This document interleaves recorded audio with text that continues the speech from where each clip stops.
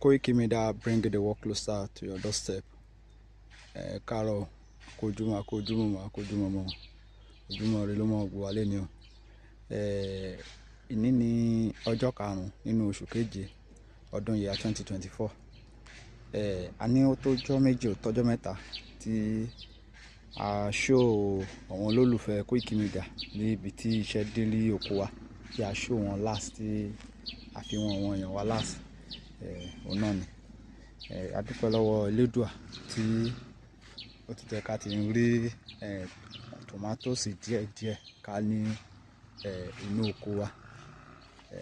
Ó tẹ̀ sí jẹ́ pé a mọ̀ pé ilá ni ó kọ́kọ́ jáde nígbà yẹn tí a fi wọn ẹ̀yin olólùfẹ́ wa wípé a ti ń ká. Nísìn tòmátòsì náà ti ń jáde, àgbàdo tí ó yẹ kó tún jáde. Ẹ bá rí àgbàdo ẹ̀ sì ẹ rí pé àgbàdo ẹ̀ ò pọ̀, do that pé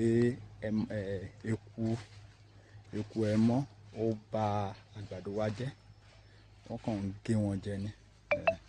Ṣùgbọ́n a dúpẹ́ lọ́wọ́ àwọn nǹkan tó kù, a dúpẹ́ lọ́wọ́ Elédùà tó dá àwọn nǹkan tó kù sí, tí gbogbo ẹ̀ ṣe déédéé bó ṣe yẹ kó ṣe.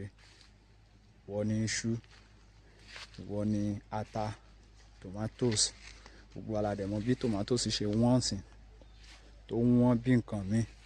Ṣùgbọ́n ní méjì mẹ́ta àti ń rí díẹ̀díẹ̀ ní inú oko wa ń bí láti bí ọjọ́ mẹ́ta ń sìn. A mọ̀ pé tí àwọn nǹkan ìsebẹ̀ táwọn èèyàn bá tó wà available fún wa, a tún mọ̀ pé oúnjẹ ló kù tí a tún máa lé, tí a tún máa wá owó ẹ̀ kiri tá a fi rà. Ṣùgbọ́n tí nǹkan ọbẹ̀ yẹn bá tí yẹn bá tẹ̀tú, tí a bá tún ní àǹfààní sí yẹn, a tún mọ̀ pé ó tún reduce lára àwọn nǹkan tí a nílò. Ẹ rí bẹ́ẹ̀. Dúpẹ́ lọ́wọ́ Elédùà. Ẹ rí àwọn ẹ̀gẹ́ wa, àwọn ẹ̀gẹ́ yẹn jáde dáadáa, tó jáde tó fine. Ṣé ti rí àwọn tomatoes wa bẹ́ẹ̀? A sì máa lọ sí another site náà tí a gbin tomatoes sí dáadáa, a fi wọ̀nyí so that kẹ́ lè rí development tó ń lọ nínú oko Koiki Media. A dúpẹ́ lọ́wọ́ Elédùà tó jẹ́ àmọ́ ọjọ́ ìní láyọ̀ àtàlàfíà. Ẹ rí oko náà nìyẹn. Iṣẹ́ náà kí iṣẹ́ máa bẹ̀rẹ̀ ńbẹ̀ náà ní èní sọ̀lá ń sìn, torí pé ó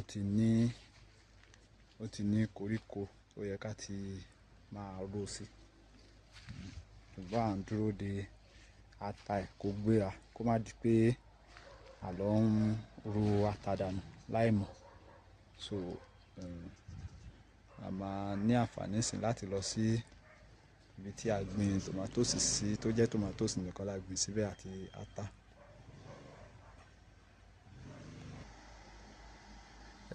Ẹ̀yin lólùfẹ́ Koiki Media, ẹ ṣé gan ni. Tẹ́ bá wo ọwọ́ iwájú lọ́hùn, ẹ̀fọ́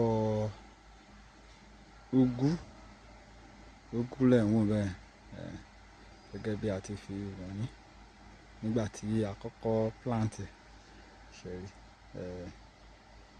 The second phase oko náà ni. A gbin ọ̀gẹ̀dẹ̀ gan sí oko náà, kẹ́ lè mọ̀ pé kì í ṣe kèremí, iṣẹ́ ń lọ ńbẹ̀ bó ṣe kó máa lọ. A ti sọ fún yín.